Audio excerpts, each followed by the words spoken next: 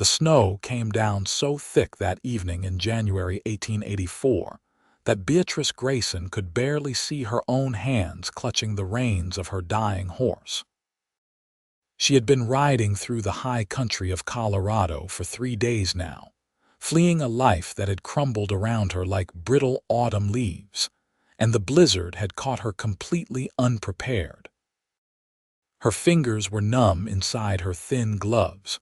Her face felt like it had been carved from ice, and somewhere in the last mile her horse had begun to stumble with an irregularity that told her the animal would not last much longer. When the mare finally collapsed into a snowdrift, whinnying pitifully as her legs gave out beneath her, Beatrice knew she had only minutes to find shelter or die in the white wilderness that surrounded her. She stumbled forward through snow that reached past her knees, her skirts heavy and frozen, her lungs burning with each breath of frigid air. The wind howled around her like a living thing, pushing her sideways, threatening to knock her down with every gust. She had lost all sense of direction, could not tell north from south, could barely keep her eyes open against the stinging ice crystals that pelted her face. Her mind began to play tricks on her, showing her warm fires that did not exist, comfortable beds that were only illusions created by her desperate, freezing brain. Then, through the wall of white, she saw it. A dim golden glow that might have been a star or might have been a candle in a window. She moved toward it with the last of her strength, falling twice, pulling herself back to her feet through sheer stubborn will. The glow became brighter, more defined, and she realized she was looking at lamplight shining through a cabin window.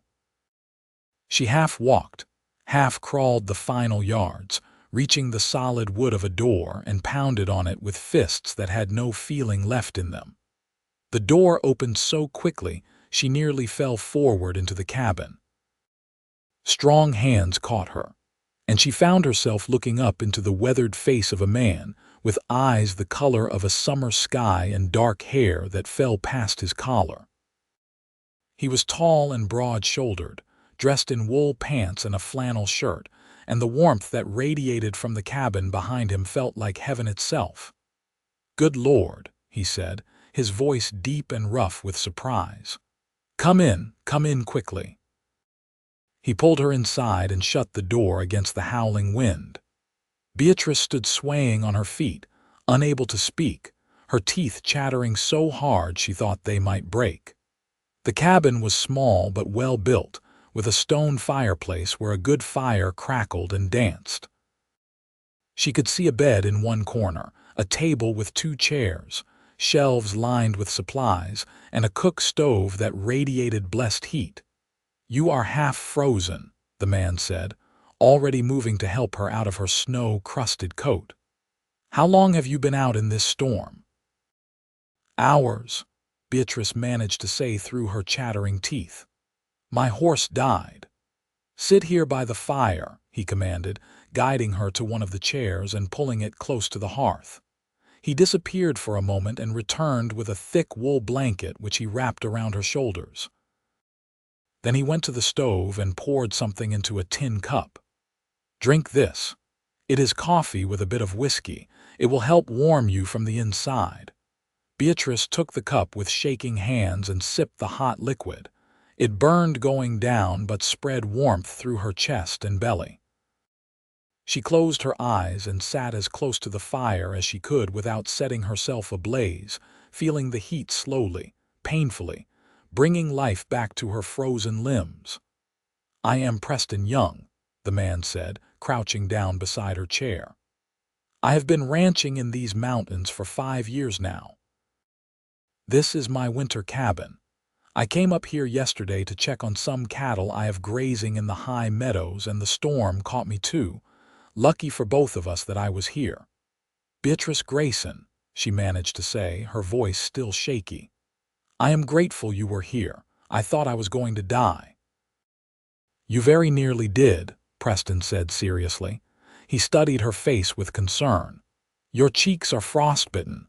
I need to treat them or you will have permanent damage."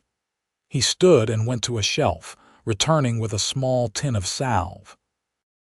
His touch was gentle as he applied it to her face, his calloused fingers surprisingly careful. Beatrice found herself looking at him properly for the first time. He was probably in his late 20s, maybe 30 at most, with strong features that spoke of a life spent outdoors. There were lines around his eyes from squinting into the sun, and his hands bore the scars and calluses of hard work. He was handsome in a rough, unpolished way that suited the wilderness around them. What brings a woman alone into the high country in the middle of winter? Preston asked as he finished with the salve.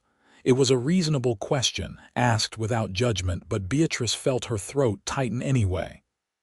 "I was running," she said quietly, "from Denver, from a situation that became impossible." Preston nodded and did not press for details. "Well, you cannot go anywhere for at least 2 or 3 days. This storm is going to last through tomorrow, I would wager, and then the snow will be too deep to travel until it settles and crusts over. You are welcome to stay here as long as you need to. I have enough supplies for 2. "Thank you," Beatrice said, relief washing over her. "I do not know how I can repay your kindness." "No repayment needed," Preston said with a small smile. "Out here we help each other survive. That is just the way of things." He straightened up and went to the stove. "You must be hungry." "I was just about to make some supper when you knocked. I have beans and salt pork, and I made biscuits this morning." Beatrice realized she was ravenous. She had eaten nothing since a piece of hard bread at dawn. "That sounds wonderful." As Preston prepared the meal, Beatrice let the warmth of the cabin seep into her bones. Gradually, the shaking stopped and feeling returned to her hands and feet, bringing with it a painful tingling that made her wince. She wiggled her toes inside her boots and was grateful to find she could feel all of them. She had been closer to serious injury than she had realized. Outside, the wind continued to howl and the snow continued to fall.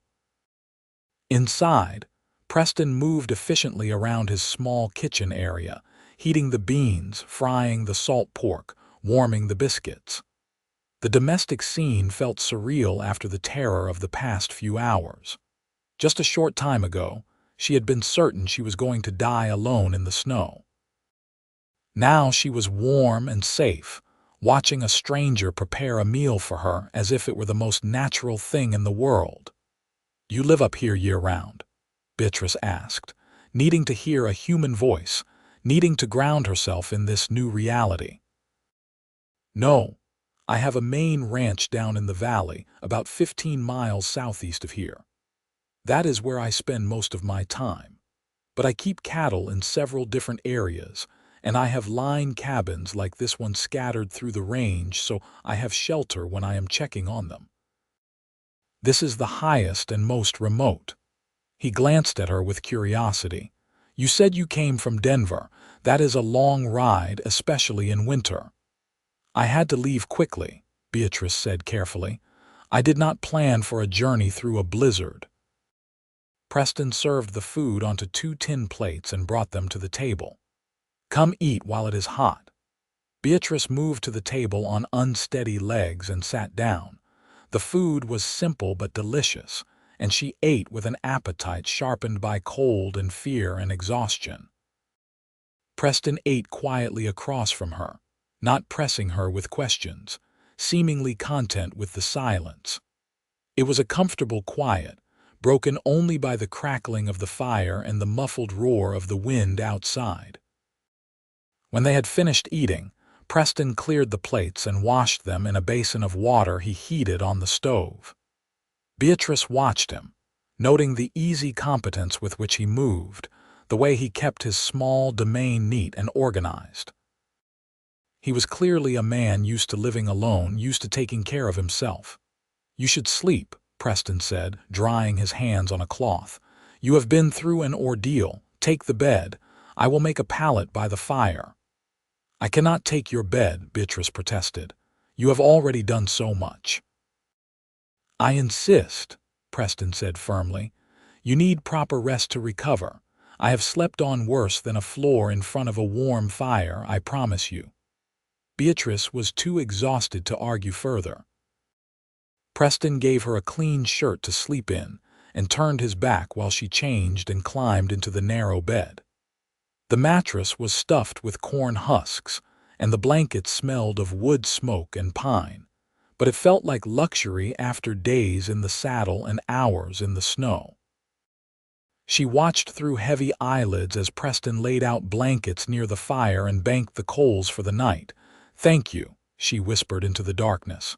"You saved my life tonight."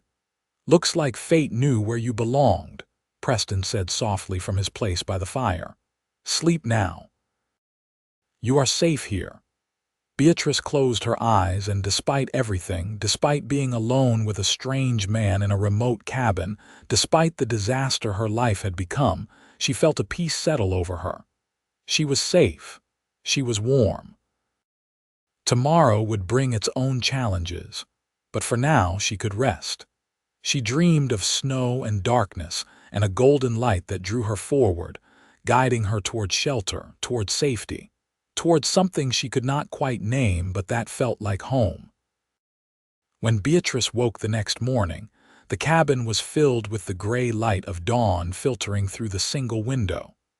The storm was still raging outside, the wind rattling the shutters and piling snow against the walls. Preston was already awake, tending the fire and setting a kettle to boil on the stove. "Good morning," he said when he noticed she was awake. "How do you feel?" Beatrice sat up and took inventory of her body. She was sore and stiff, and her face felt tender where the frostbite had touched her, but overall she felt remarkably well. "Much better than last night, thank you." "Good, I was worried about you. You were in bad shape when you arrived." He poured hot water into a basin and brought it to her along with a towel. "You can wash up if you like. I will step outside for a few minutes to give you privacy, though I will not go far in this weather." He pulled on his heavy coat and went out into the storm, closing the door firmly behind him.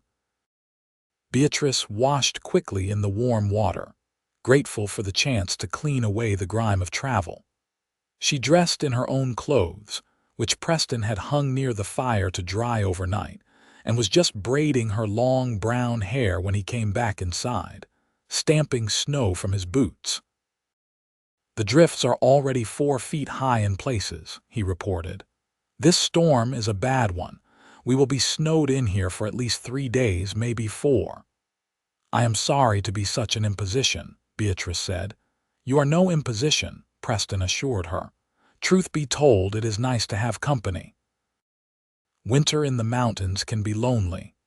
He hung up his coat and went to start breakfast. "I hope you like oatmeal. That is what I usually have in the mornings up here." "Oatmeal is fine." As Preston cooked, Beatrice looked around the cabin more carefully than she had the night before. It was a simple structure, maybe 16 feet on a side, built of thick logs chinked with clay. The floor was hard, packed dirt covered in places with rag rugs. Besides the bed, table, chairs, and stove, there was a trunk that probably held clothes and personal items, the shelves of supplies, and a rifle hanging above the door. It was a functional space, not comfortable exactly, but solid and well-maintained. "You keep a neat house," Beatrice observed. Preston shrugged as he stirred the oatmeal. "A man living alone learns to keep things organized, or he spends all his time looking for what he needs. Besides, up here, disorder can be dangerous. You need to know where everything is in case of emergency." They ate breakfast together, and afterward Preston suggested they play cards to pass the time. He produced a worn deck from the trunk, and they played hand after hand of poker, though not for money, just for the pleasure of the game. As they played, they talked, carefully at first, then with more ease as the hours passed. Preston told her about his life. He had come west from Missouri 8 years ago with nothing but a horse and his father's old rifle.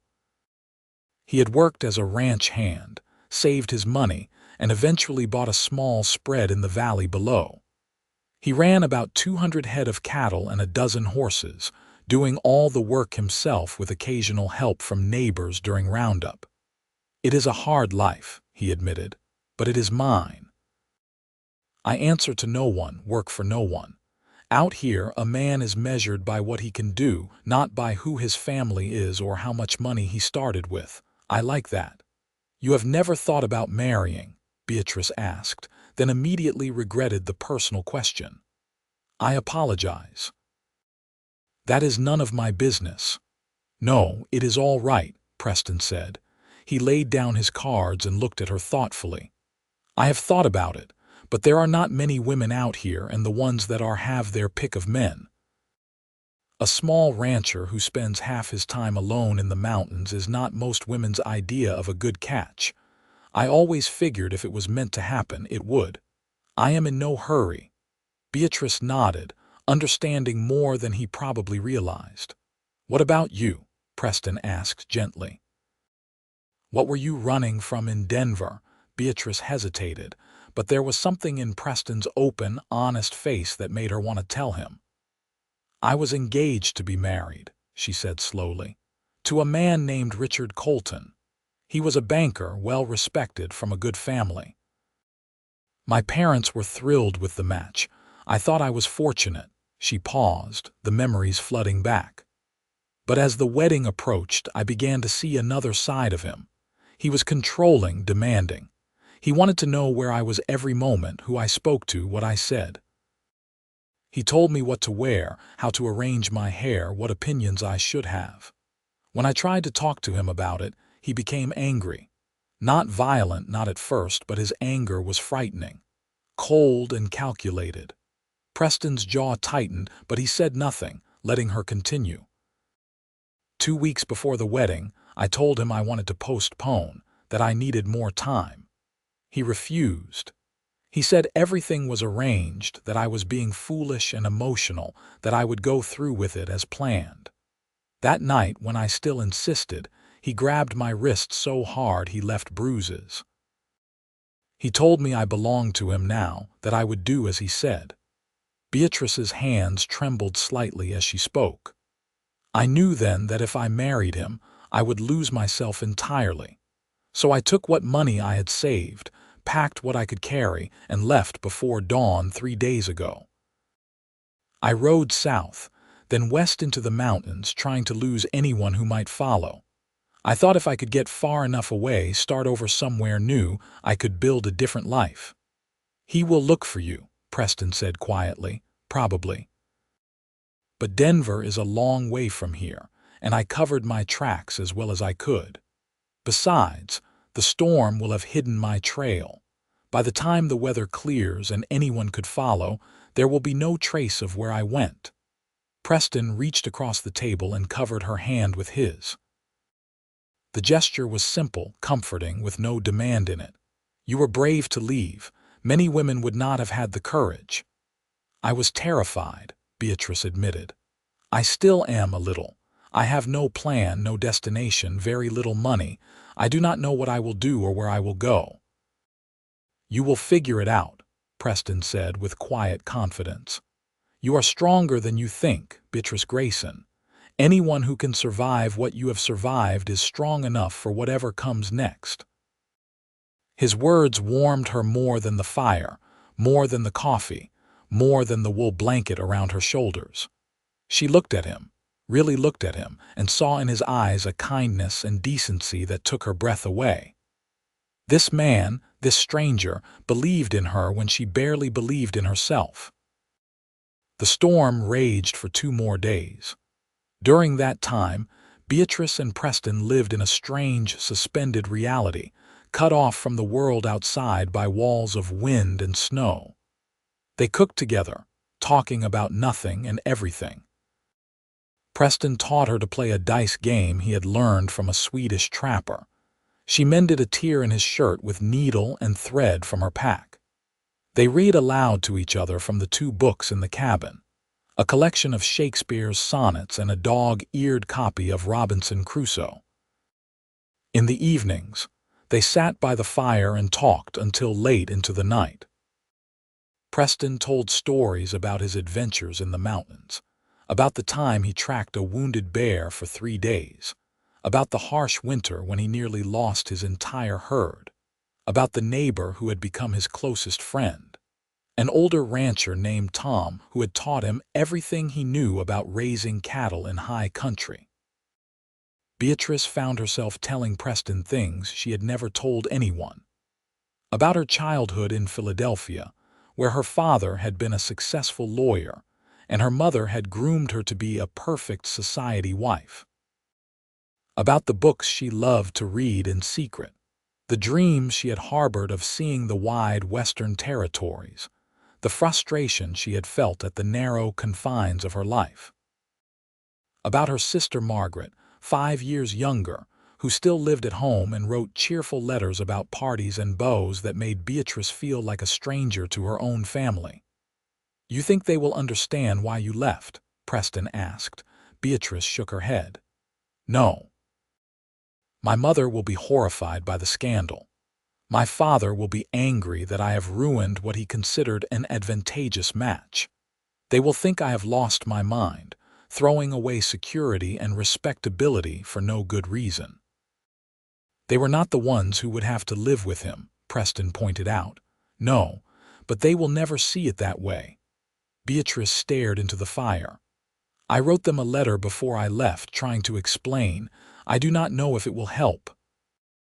On the third night, as they sat by the fire after supper, Preston said quietly, "The storm will break tomorrow. By afternoon the weather should be clear enough for travel, though the snow will still be deep." Beatrice felt her chest tighten.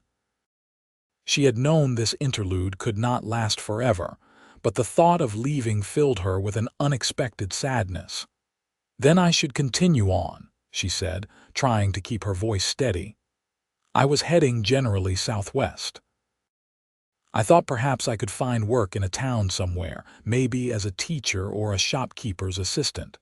Preston was quiet for a long moment. "Beatrice, I have a proposition for you. Hear me out before you say no." She looked at him, curious. "Come down to my ranch with me. I have a cabin there bigger than this one, more comfortable. It is not fancy, but it is solid and warm. Stay the winter as my guest. It is too dangerous for you to travel alone in this weather, and you do not even have a horse now. In the spring, when the pass is clear and the weather warms, if you still want to move on, I will give you a horse and supplies to see you wherever you want to go.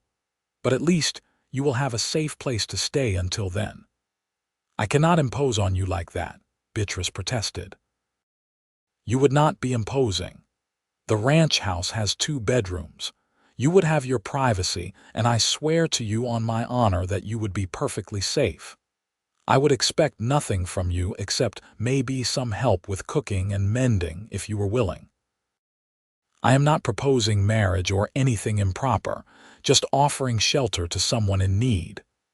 "Preston, that is incredibly generous, but people would talk. A single woman living with a single man. It would ruin what little reputation I have left. The nearest ranch is 5 miles away, and Tom, the owner, is the most discreet man I have ever known. Beyond him, the closest town is a 2-hour ride, and in winter we might not see anyone from there for weeks at a time. Out here, people mind their own business. And honestly, Beatrice, after what you have been through, do you really care what people might think?" She considered his words. He was right. She had already thrown away her reputation by fleeing her engagement. What did it matter now what strangers might think? And the alternative was to strike out alone, with no horse, no clear destination, and winter still hard upon the land. She could end up freezing to death in another storm, or worse. "Why are you doing this?" she asked. "You do not know me. I could be a liar, a thief, anything." Preston smiled. "I am a pretty good judge of character, and I do not think you are any of those things. The truth is, I like you, Beatrice. You are smart and brave and good company. This cabin has felt more like a home in the past 3 days than it has in 3 years, and I think that is because of you. I am not offering charity. I am offering friendship and maybe, if we are both lucky, something more in time." Beatrice's heart skipped. She looked at Preston's honest face, his kind eyes, and felt something shift inside her. She barely knew this man, and yet she felt more comfortable with him, more herself than she had ever felt with Richard. There was no pressure in Preston's offer, no demand, just an open hand extended in genuine care. "All right," she said softly. "I will come to your ranch for the winter. And thank you, Preston, for everything." His smile was like sunrise. "You are welcome. Now we should get some sleep. We have a long ride ahead of us tomorrow." The next morning dawned clear and brilliant, the sky a blue so pure it hurt to look at. The storm had passed, leaving behind a world transformed into white silence. Snow covered everything in deep drifts, smoothing the rough edges of the landscape into soft curves and valleys. They packed up the cabin carefully, leaving it ready for the next time Preston needed it. He saddled his big bay gelding, explaining that the horse was strong enough to carry them both through the deep snow. Beatrice wrapped herself in every piece of warm clothing she had, and Preston gave her his spare coat as well. The journey down the mountain was slow and difficult.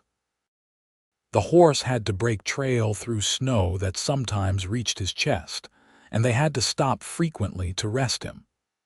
Preston walked much of the way, leading the horse and letting Beatrice ride to conserve her strength. The cold was intense, but the sun shone brightly and there was no wind, making it bearable. They talked as they traveled, their breath making clouds in the frozen air. Preston pointed out landmarks, telling her stories about each one. The lightning struck pine where he had once taken shelter during a summer storm. The meadow where he had found a newborn calf, separated from its mother and carried it 5 miles back to safety. The creek that ran icy and clear even in winter, full of trout in the summer months. As they descended, the snow grew less deep, and the traveling became easier. They stopped at midday to eat cold biscuits and dried beef, standing in a patch of sun that made the snow sparkle like diamonds. Preston checked her face and hands for signs of frostbite and seemed satisfied that she was holding up well. "We should reach the ranch before dark," he said. "Once we are down out of the high country, the going will be faster." By late afternoon, they emerged from the mountains into a broad valley. Beatrice could see the ranch laid out below them, a sturdy cabin with smoke rising from its chimney, several outbuildings and corrals that held dark shapes she assumed were horses and cattle. Beyond it, the valley stretched away to the south, open range dotted with pine groves and crossed by the silver thread of a river. "There it is," Preston said, and she could hear the pride in his voice. "The Young Ranch, home." They rode down into the valley as the sun began to set, painting the snow gold and pink. As they approached the cabin, Beatrice felt a strange sense of coming home, though she had never seen this place before. Perhaps it was the warmth in Preston's voice when he spoke of it, or perhaps it was simply the relief of reaching safety after so much hardship. But something in her heart settled and grew quiet. Preston helped her down from the horse and led her to the cabin door. "Welcome," he said simply, and pushed the door open. The cabin was larger than the one in the mountains, with a main room that served as kitchen and living area, and 2 smaller rooms off to the sides that must be the bedrooms. There was a large stone fireplace, a real cook stove, a good-sized table with 4 chairs, and comfortable-looking furniture that included a rocking chair and a bench piled with cushions. The walls were decorated with simple things: a set of antlers, a braided rope, a calendar from a feed store showing a picture of horses. "It is wonderful," Beatrice said honestly. "I will get a fire going and then see to the horse," Preston said. "Your room is the one on the left. There is a bed and a chest of drawers. It is not much, but it is yours for as long as you need it." While Preston went about his chores, Beatrice explored her new room. It was small but clean, with a narrow bed covered in a faded quilt, a chest of drawers, a small table with a basin and pitcher, and pegs on the wall for hanging clothes. There was even a rug on the floor and curtains on the single window. She unpacked her few belongings and hung her spare dress to air out, then returned to the main room. Preston came back in, brushing snow from his coat. "The horse is settled and fed. I checked the cattle in the near pasture and they all look fine. We were lucky the storm was not worse." He went to the shelves and began pulling down supplies. "I will make us a proper dinner tonight. We have been living on trail food for 3 days. How do you feel about venison stew? I think that sounds perfect." They worked together in the kitchen, Beatrice helping to peel potatoes and carrots while Preston cut up the meat and got the stew started. It felt natural, easy, like they had been doing this together for years rather than days. They talked and laughed, and the cabin filled with warmth and good smells. After dinner, they sat by the fire, tired but content. Preston told her more about the ranch, his plans for the spring, his hopes of expanding his herd if he could afford more breeding stock. Beatrice found herself caught up in his vision, asking questions, offering thoughts.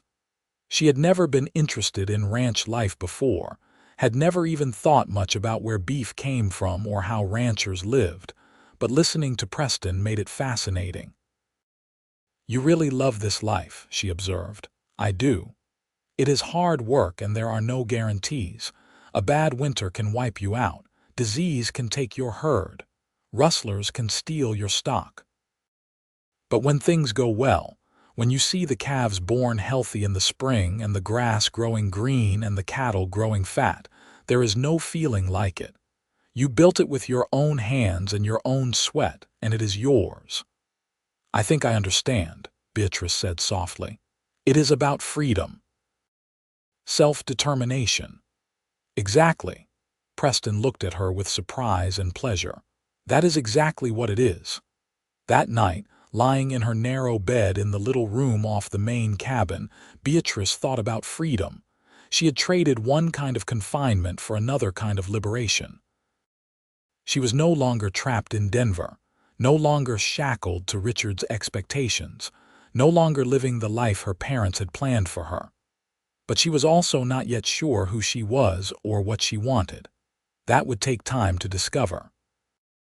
Through the thin wall, she could hear Preston moving around in his room, settling in for the night. His presence was comforting rather than threatening. She felt safe here in a way she had not felt safe in years, maybe ever. Whatever the future held, she had found sanctuary for now. That was enough. The winter passed in a rhythm of work and companionship. Preston taught Beatrice the routines of ranch life, and she threw herself into learning. She fed the chickens he kept in a coop behind the house and gathered their eggs each morning. She learned to milk the cow and separate cream for butter. She helped him feed the horses and cattle, trudging through snow to distribute hay to the hungry animals. Inside, she took over most of the cooking, discovering a talent for it she had not known she possessed. The simple ingredients available to them became, under her hands, hearty meals that filled the cabin with delicious smells. She baked bread and pies, made soups and stews, roasted meat and vegetables. Preston ate her cooking with genuine appreciation, often complimenting her skills. She also took charge of keeping the cabin clean and organized, mending clothes and doing laundry when the weather allowed. It was hard work, harder than anything she had done in her pampered life in Philadelphia, but it was satisfying in a way that social calls and embroidery had never been. At the end of each day, she could see what she had accomplished, could feel the pleasant ache of muscles well used. In the evenings, after the work was done, they sat by the fire and talked. Sometimes they read aloud to each other from the small collection of books Preston owned. Sometimes they played cards or checkers. Often they just talked, sharing their thoughts and dreams and memories. Beatrice told Preston about her childhood, her education, her love of learning. Preston told her about his family back in Missouri, his decision to come west, his early struggles and eventual success. As the weeks passed, Beatrice realized she was happier than she had been in years, perhaps in her entire life. There was a simplicity to this existence that appealed to something deep in her soul. She woke with the sun, worked hard all day, and slept soundly each night. There were no social obligations, no need to pretend or perform, no expectations beyond doing her share of the work. She could be herself, completely and fully, without judgment or constraint. And there was Preston. Kind, steady, hard-working Preston, who treated her with respect and affection but never pushed for more than she was ready to give. She found herself watching him as he worked, admiring the easy strength with which he moved, the competence with which he handled every task. She noticed small things about him: the way his eyes crinkled when he smiled, the deep rumble of his laugh, the gentleness of his hands when he tended a sick animal. She caught him watching her too, sometimes, with a look in his eyes that made her heart beat faster. But he always looked away when she noticed, always gave her space and time, never crowded or demanded. One afternoon in late February, they were working together to clear a path to the barn through fresh snow when Preston suddenly stopped and leaned on his shovel. "Beatrice, can I ask you something?" "Of course." "Are you happy here?" She looked at him, surprised by the question. "Yes, very much so. Why do you ask?" "Because I worry sometimes that you are just making the best of a bad situation, that you feel obligated to stay because I helped you. I want you to know that you are free to leave whenever you wish. I will keep my promise to give you a horse and supplies come spring, if that is what you want." Beatrice set down her own shovel and faced him. "Preston, I am not staying out of obligation. I am staying because I want to be here. These past 2 months have been the happiest of my life. I feel more myself here with you than I ever did in all my years in Philadelphia." His face lit up with relief and joy. "I am glad, because I have come to treasure having you here. This place felt like just a ranch before, a place where I worked and slept. But now it feels like a home. That is because of you." They stood looking at each other in the cold, bright afternoon, snow sparkling around them, and Beatrice felt something shift between them, deepen and solidify. This was more than friendship now. They both knew it, even if neither was quite ready to name it yet. "We should finish this path before we freeze," Preston said softly, but he was smiling. "Yes, we should," Beatrice agreed, smiling back. As winter gave way to early spring, the connection between them grew stronger. They began to find excuses to touch each other in small ways. Hands brushing as they passed dishes at the table, shoulders bumping as they walked side by side, her hand on his arm when she laughed at his jokes. The air between them became charged with possibility, with the promise of something more. One evening in March, after a day of hard work repairing fence damaged by the winter storms, they sat by the fire as usual. But instead of talking, they fell into a comfortable silence, both lost in their own thoughts. Beatrice looked over at Preston and found him watching her with an expression so tender it made her breath catch. "What are you thinking?" she asked softly. "I am thinking that I have fallen in love with you," Preston said simply. "I did not plan to, I did not expect to, but it has happened all the same, and I needed you to know." Beatrice's heart pounded. "Preston, you do not have to say anything," he interrupted gently. "I am not asking for promises or commitments. I just wanted to be honest with you. You have brought so much light and warmth into my life, Beatrice. I love who you are, the person you are becoming out here, free from all the constraints that held you back before. I love your strength and your humor and your kindness. I love the way you hum while you cook and the way you talk to the chickens like they are people. I love everything about you. Tears filled Beatrice's eyes. I love you too, she whispered. I've been afraid to admit it, even to myself, but it is true. I love you, Preston Young. He crossed the space between them and knelt beside her chair, taking her hands in his. Then stay. Not as a guest, not as someone passing through, but as my wife. Marry me, Beatrice. Build this life with me. I know I do not have much to offer compared to what you left behind in Denver, but I can promise you freedom and respect and all the love in my heart for as long as I live. You have everything to offer, Beatrice said, tears running down her cheeks. You are everything I want. Yes, Preston.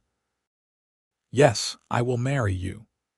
He stood and pulled her to her feet, and then he was kissing her, gentle at first and then with more passion, his arms strong around her. Beatrice kissed him back, pouring all her love and relief and joy into that kiss. When they finally pulled apart, both were breathless and smiling. When? Preston asked. As soon as possible, Beatrice said, laughing. I do not want to wait. Then we will ride into town tomorrow and find a preacher. We can be married by the end of the week. They did exactly that. The next morning, they saddled 2 horses and rode together into the nearest town, a small place called Copper Ridge about 15 miles south of the ranch. They found the preacher, a jovial man named Reverend Martin, and arranged for a wedding in 3 days' time. Do you have family you want to invite? Reverend Martin asked. No, Beatrice said firmly. It will just be us. I have one friend I would like to stand up with me, Preston said. Tom Bradley from the ranch over the ridge, and perhaps you could find a woman to stand with Beatrice. My wife would be honored, the Reverend said. She loves a wedding. They spent the next 2 days in a flurry of preparation.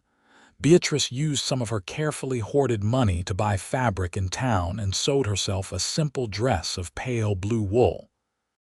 Preston rode over to Tom Bradley's ranch to invite him, and returned with the older man's hearty congratulations and a promise to be there.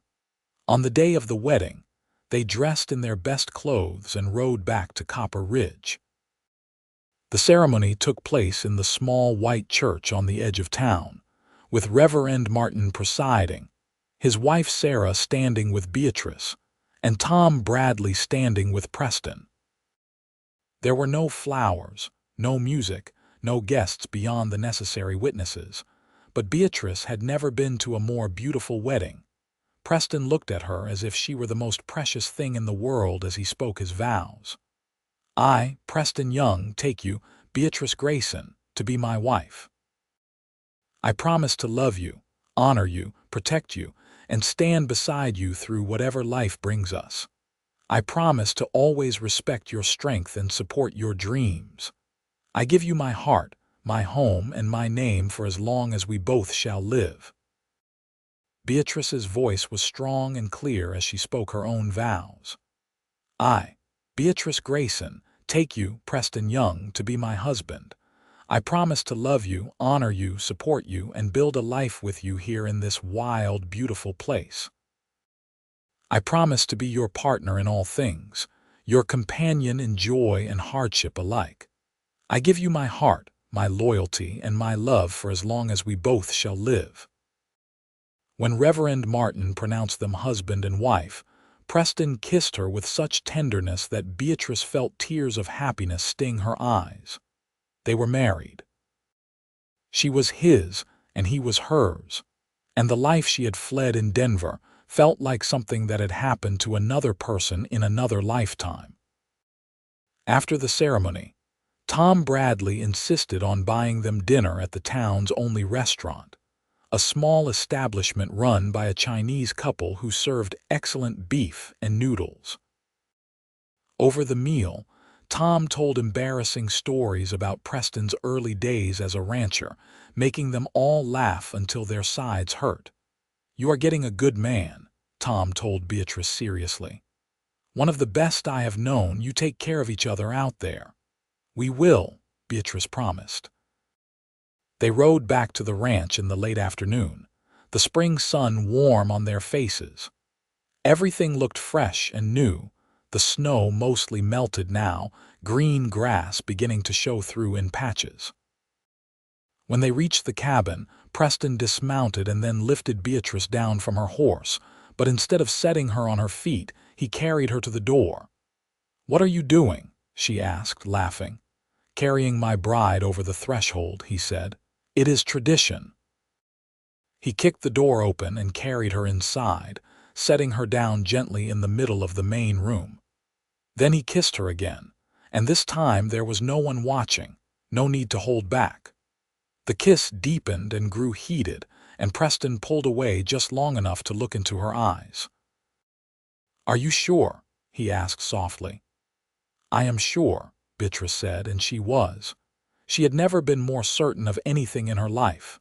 That night they became husband and wife in every sense, learning each other with tenderness and passion, creating something new between them that was theirs alone.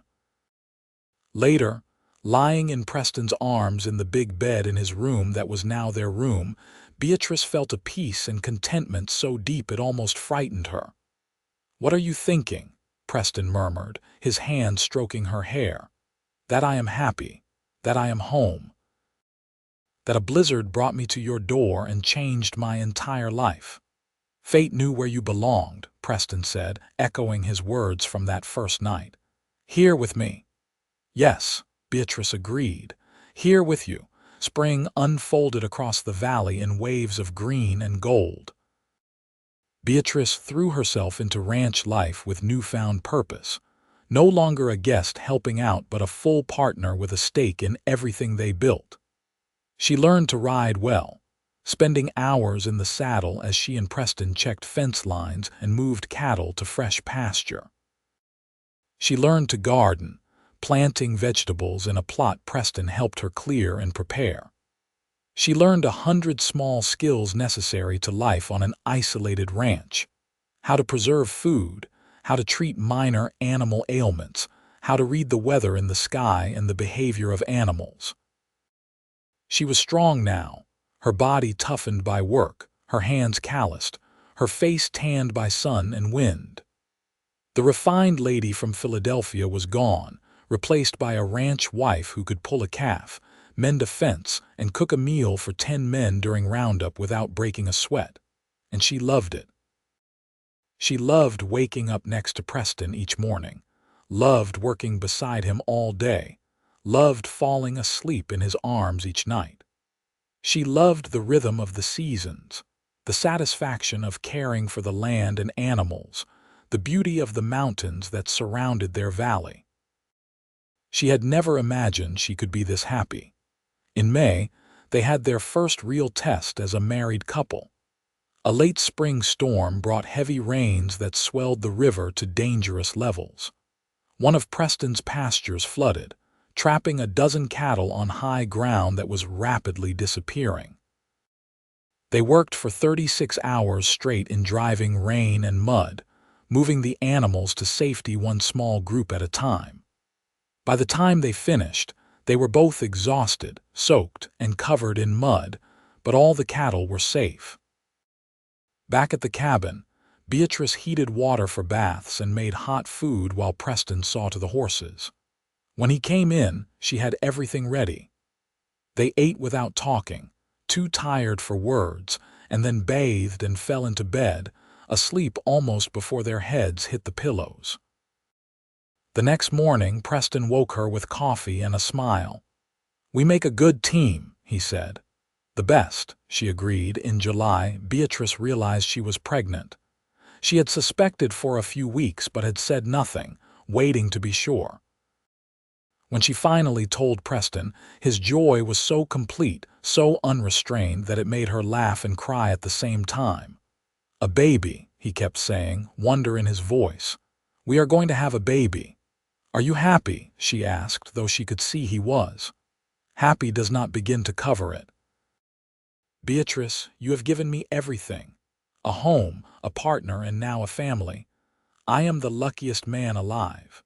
The pregnancy progressed smoothly through the summer and into the fall. Beatrice continued to work, though Preston tried to get her to rest more.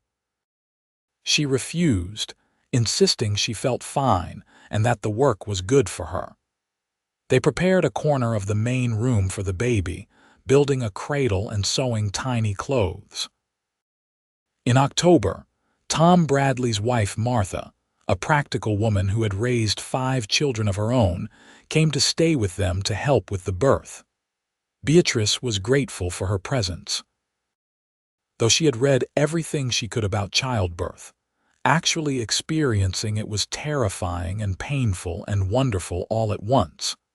The labor lasted through a long night and into the next morning. Preston stayed by her side the entire time, holding her hand, wiping her face with cool cloths, telling her how strong she was, how proud he was of her. When the baby finally came, a healthy boy with dark hair and strong lungs, Preston cried openly. "A son," he said, his voice thick with emotion. "We have a son." They named him Jacob, after Preston's father who had died when Preston was young.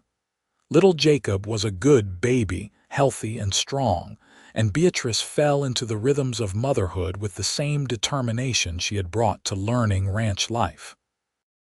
She nursed him, tended him, watched over him with fierce protective love. Preston was a devoted father, taking Jacob with him on short rides as soon as the baby was old enough, teaching him to love the land even before he could walk. On quiet evenings, Beatrice would watch her husband hold their son, singing to him in his rough voice, and feel her heart might burst with love for them both. The seasons turned. Jacob grew from baby to toddler, learning to walk by holding onto fence rails, learning to talk in the barnyard surrounded by animals. He was a happy child, fearless and curious, with his father's eyes and his mother's determination. When Jacob was 2, Beatrice became pregnant again. This time she knew what to expect and was less anxious. Their daughter was born in March 1887, during the first warm days of spring. They named her Rose, and she was the opposite of her brother, calm where he was energetic, thoughtful where he was impulsive, but equally loved. Life settled into a new pattern with 2 children. The ranch prospered, growing from Preston's original 200 head of cattle to nearly 400. They built on to the cabin, adding more rooms to accommodate their growing family. They bought more land, increasing their range. Preston hired a young man named Charlie to help with the heavy work, giving them more time to focus on the children and each other. Beatrice kept in touch with her sister Margaret through occasional letters, though she never wrote to her parents. Margaret had married well and lived in Boston now, and from her letters, it seemed she was content. She never asked Beatrice to visit, and Beatrice never offered.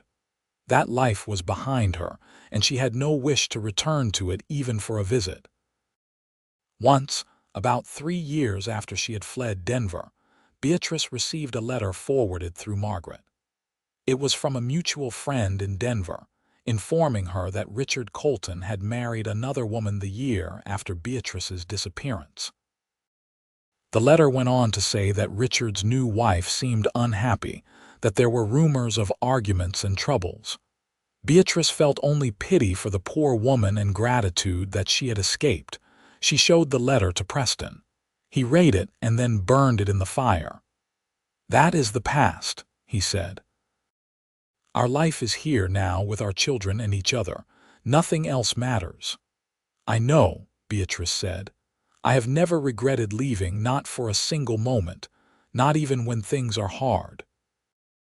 When you are up all night with a sick child, or working in the heat of summer, or snowed in all winter. Not even then. This life with you is everything I ever wanted, even when I did not know it was what I wanted. You and the children are my world, Preston." He pulled her close and kissed her forehead. "And you are mine." When Jacob was 6 and Rose was 4, Beatrice became pregnant for a third time. This pregnancy was harder than the others had been. She was tired all the time and often ill. Preston worried over her constantly, trying to get her to rest. But there was always so much work to be done on the ranch.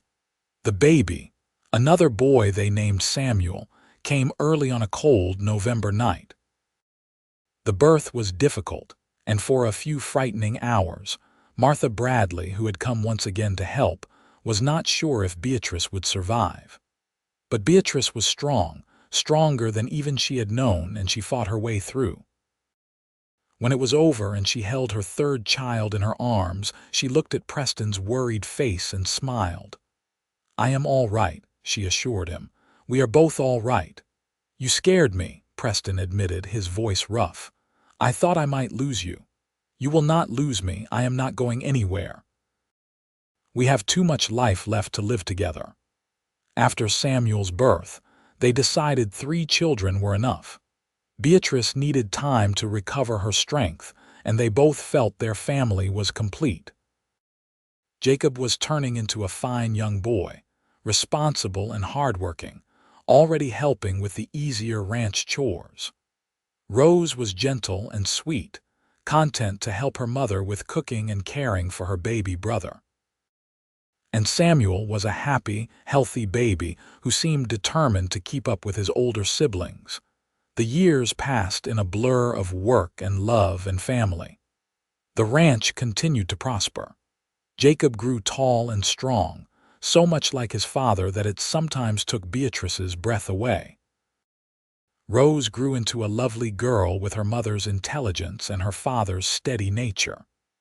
Samuel was the adventurer, always getting into mischief, always making them laugh. In 1895, when Jacob was 10 and already talking about taking over the ranch someday, Beatrice and Preston celebrated their 10th wedding anniversary.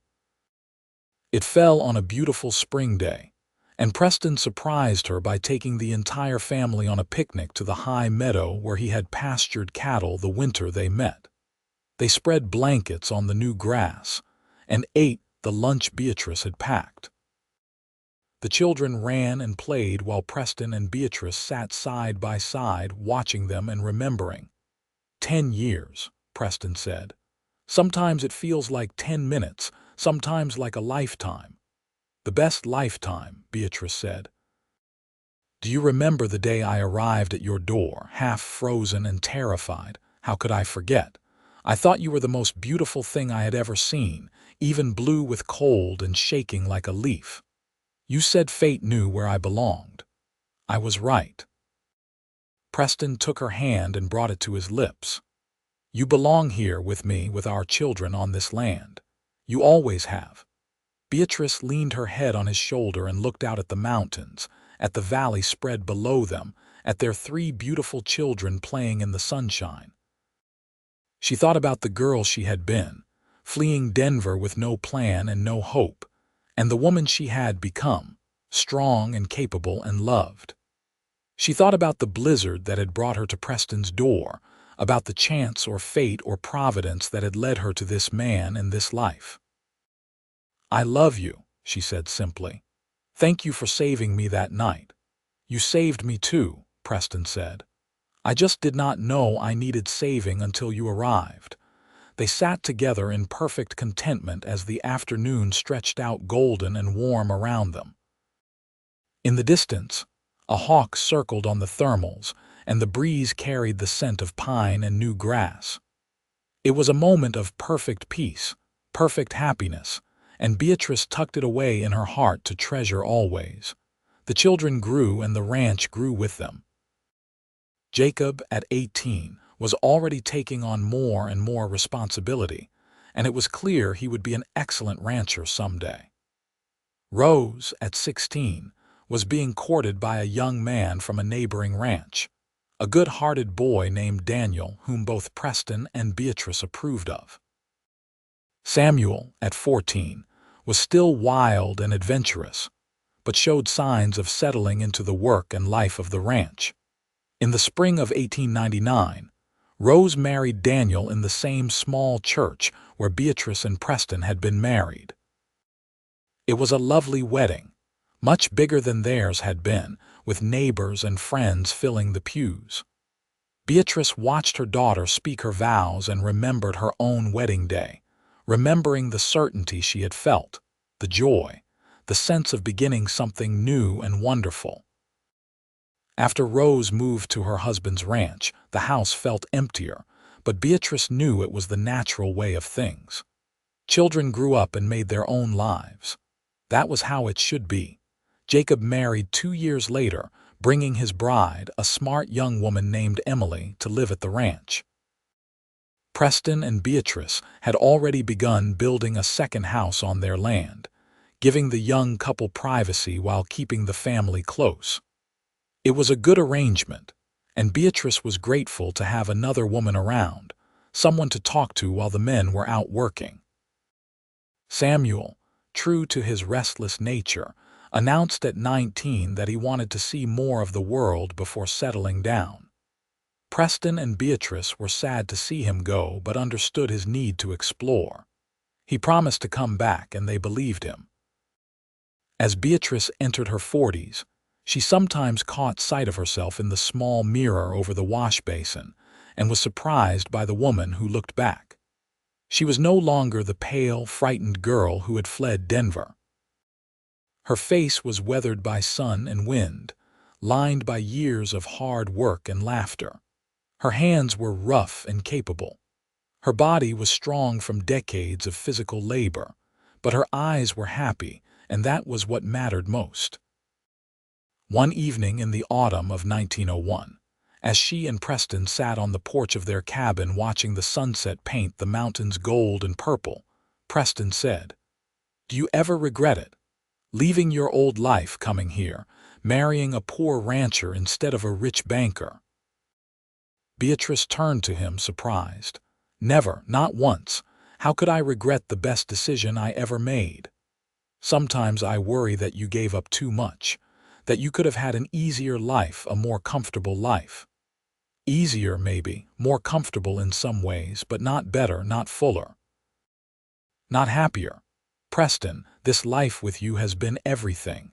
We built this together from nothing. We raised 3 wonderful children. We have watched this ranch grow and prosper. We have loved each other through good times and hard times. What more could anyone want?" Preston smiled and pulled her close. "I love you, Beatrice Young. I have loved you from the moment you appeared at my door in that blizzard, and I will love you until the day I die. And I love you, always and forever." They sat together as the stars began to appear in the darkening sky, comfortable in their silence, content in their companionship. They had been married for 16 years, had known each other for 17, and Beatrice still felt that flutter in her chest when Preston smiled at her, still felt that sense of coming home when he took her hand. The years continued to pass. Jacob and Emily had children, giving Preston and Beatrice grandchildren to spoil and love. Samuel returned after 3 years of wandering, ready to settle down at last, and married a teacher from Copper Ridge. Rose and Daniel's ranch prospered, and they too had children, adding to the growing family. The ranch continued to grow and thrive under the management of Preston and Jacob working together. They added more land, increased their herd, even began raising horses as well as cattle. It became one of the most successful ranches in the region, known for quality stock and fair dealing. But more than the success of the ranch, more than the material prosperity they achieved, what mattered most to Beatrice was the love that filled their lives. Love between her and Preston, as strong after 20 years as it had been in the beginning. Love for their children and grandchildren. Love for the land they had worked so hard to build a life on. Love for the community they were part of, the neighbors who had become friends, the shared struggles and triumphs of life on the frontier. In the summer of 1904, on a beautiful June evening, Preston and Beatrice celebrated their 21st wedding anniversary. Their children organized a surprise party, inviting friends and neighbors from miles around. The yard filled with people, with laughter and music and good food. As the sun set and lanterns were lit, Preston took Beatrice's hand and led her away from the crowd to a quiet spot where they could see the mountains. 21 years, he said, echoing the conversation they had had on their 10th anniversary. 3 children, 5 grandchildren so far, and a lifetime of memories. The best years of my life, Beatrice said. Every single one of them. Do you remember what I said to you that first night when you were half frozen and exhausted? You said it looked like fate knew where I belonged. I was right. You belonged here with me. You always did. The blizzard just brought you home. Beatrice looked at this man she had loved for more than 2 decades, this good, strong, kind man who had given her everything she had never known she wanted. She thought about the terrified girl she had been, riding through a blizzard with no plan and no hope.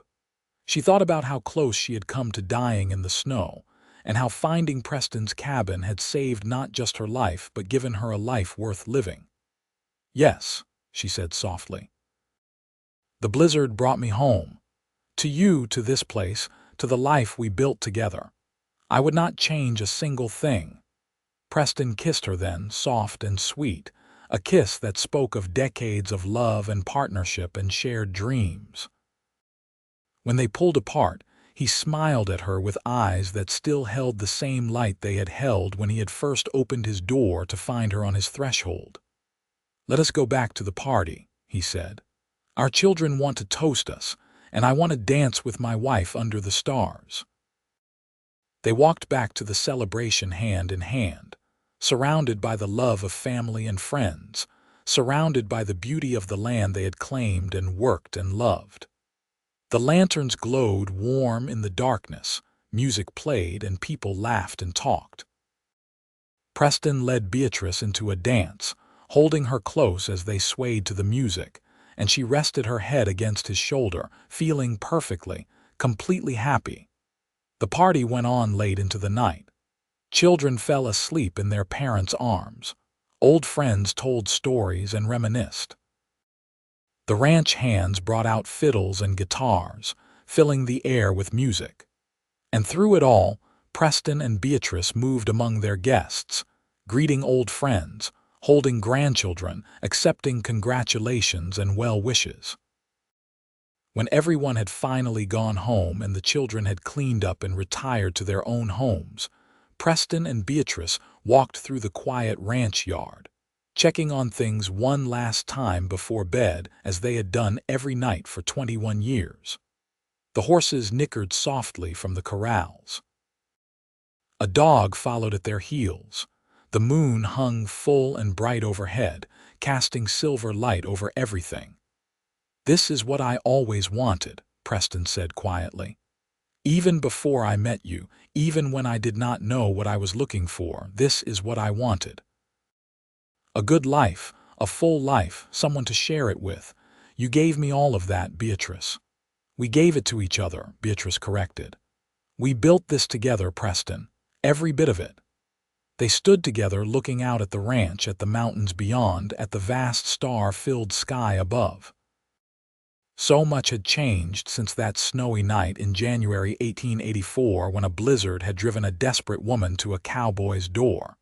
So much had been built, so much had been lived, so much had been loved. But some things had not changed. The mountains still stood eternal and beautiful. The stars still wheeled overhead in their ancient patterns. And the love between Preston and Beatrice still burned as bright as it had the day they married, as bright as it had the moment they first realized what they felt for each other. Come to bed, wife, Preston said, taking her hand. We have another day of work tomorrow, and I want to enjoy what is left of tonight with you. Lead the way, husband, Beatrice said, smiling. They walked into their home together, closing the door on the night, on the past, on everything except the present moment, and the future they would continue to build together. And if anyone had been there to see, they would have witnessed something beautiful and rare. A love that had endured through hardship and joy, through struggle and triumph, through all the seasons of life, and had only grown stronger with time. Inside the cabin that had once been a bachelor's simple shelter and was now a true home, Preston and Beatrice prepared for bed with the easy familiarity of long partnership. They talked quietly about the day, about their children, about plans for the coming week. When they finally lay down together in the bed they had shared for more than 2 decades, Preston pulled Beatrice close and she settled against him with a contented sigh.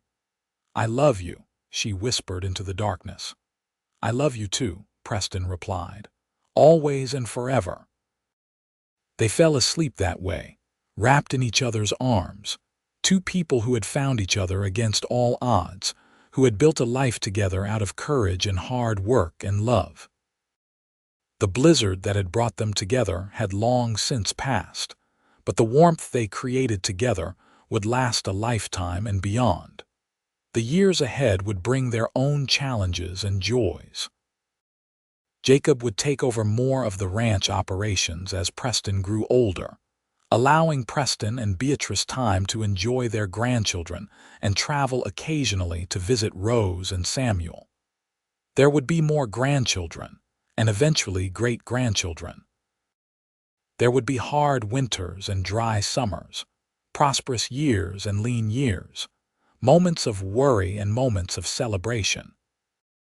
But through it all, Preston and Beatrice would face everything together, side by side, hand in hand, just as they had from that first night when fate had brought her to his door. Their love story, born in a blizzard and forged in the wild, beautiful mountains of Colorado, would become the foundation on which generations of their family would build their own lives and their own loves. And sometimes, on cold winter nights when the snow fell thick and the wind howled around the cabin, Preston and Beatrice would sit by the fire and remember that January night in 1884. They would remember the desperation and fear, the cold and the darkness, the moment when Preston opened his door and their eyes met for the first time. They would remember falling in love slowly, carefully, building trust and friendship before passion. They would remember their wedding day, the birth of their children, the 1,000 small moments that had made up their life together. "The blizzard brought you to me," Preston would say, as he had said so many times before. "And fate knew where I belonged," Beatrice would reply, as she always did. "Here with you, always with you." And then they would sit in comfortable silence, two people who had found in each other everything they had ever needed, everything they had ever wanted, everything that made life worth living. Their story was one of chance and choice, of courage and love, of two hearts finding each other in the wilderness and creating something beautiful and lasting and true. As they grew older, they never forgot how lucky they had been, how easily things could have gone differently. If the blizzard had struck a few miles to the east or west, Beatrice would never have found Preston's cabin. If Preston had not been at his line cabin that particular night, she would have frozen to death. If either of them had been different people, less brave or less open to love, they might have let the opportunity slip away. But the blizzard had brought her to exactly the right place at exactly the right time, and they had both been wise enough to recognize the gift they had been given. They had seized their chance at happiness and built it into something solid and enduring, something that would outlast them both. Years later, when Preston was an old man with silver hair and Beatrice was a grandmother many times over, she would write the story of that night for her grandchildren. She wanted them to know how their grandfather had saved her life, how a simple act of kindness and hospitality had led to a love that shaped decades and generations. She wanted them to understand that sometimes the worst moments of our lives can lead to the best, that courage and faith can carry us through darkness into light, that love is worth every risk and every sacrifice. She would title it simply, "The Blizzard That Brought Me Home." And she would end it with these words, "I thought I was running away from something when I fled into those mountains, but I was really running toward something. Toward Preston, toward our life together, toward the person I was meant to be. The blizzard that nearly killed me actually saved me, bringing me to the door of a cowboy who looked at a half-frozen stranger and saw someone worth saving, someone worth loving, someone worth building a life with. He told me that first night that fate knew where I belonged, and he was right. I belonged there with him, in that beautiful wild place, creating a family and a home and a love story that would last forever. That blizzard was the best thing that ever happened to me, because it brought me to Preston, and Preston gave me everything I ever dreamed of and so much more. We had a good life together, a full life, a happy life. We had love, and in the end, that is all that really matters." Preston would read those words after she wrote them, his old eyes misting with tears, and he would pull her close and kiss her forehead as he had done 10,000 times before. "You always did have a way with words," he would say. "But you are right. We had a good life. We still do." And Beatrice would smile and take his weathered hand in hers, and they would sit together as they had sat together for 50 years, watching the mountains and the sky, content in each other's presence, grateful for every day they had been given, knowing that their love story, born in a blizzard and nurtured through decades of partnership and devotion, was something rare and precious and beautiful. Their children and grandchildren would remember them that way always, sitting together, hands clasped, looking out at the land they loved, surrounded by the life they had built. And they would tell the story to their own children and grandchildren, the story of how a blizzard brought a desperate woman to a cowboy's door, how he had welcomed her in from the cold, how they had fallen in love and built a ranching dynasty and a family legacy that would endure for generations. It was a love story for the ages, a tale of courage and chance, of fate and choice, of two people finding each other in the wilderness and choosing to build something beautiful together. It was a story that deserved to be told and remembered, a story that proved that sometimes the hardest moments of our lives can lead to our greatest blessings, that kindness can change everything, that love can bloom even in the harshest conditions and grow stronger with time. The blizzard brought her to his cabin door. The cowboy said looks like fate knew where she belonged. And for more than 50 years, they proved those words true, living a life filled with love and laughter and hard work and devotion, creating a legacy that would outlast them both, building something that no storm could ever destroy. Their story was written in the land itself, in the ranch they had built together, in the children and grandchildren who carried their blood and their values forward into the future. It was written in the cabin that had sheltered them both that first night and in all the nights that followed. It was written in the mountains that had witnessed their love story unfold season after season, year after year. And it was written in their hearts, in the love that had sustained them through everything life brought their way, in the partnership that had made them both stronger and better than they could have been alone, in the joy they had found in each other's company through all the days of their lives. Preston and Beatrice Young lived long lives together, eventually passing within months of each other as old people sometimes do, neither wanting to spend too long without the other. They died knowing they had been blessed beyond measure, that they had lived fully and loved deeply, that they had built something meaningful and lasting. And on cold winter nights when the snow falls heavy in the Colorado mountains, if you stand in the right spot on the Young ranch and listen carefully. Some say you can still hear echoes of their laughter, still feel the warmth of the love that filled their home for so many years. The blizzard has long since passed, but the warmth it led to, the love it made possible, that endures forever.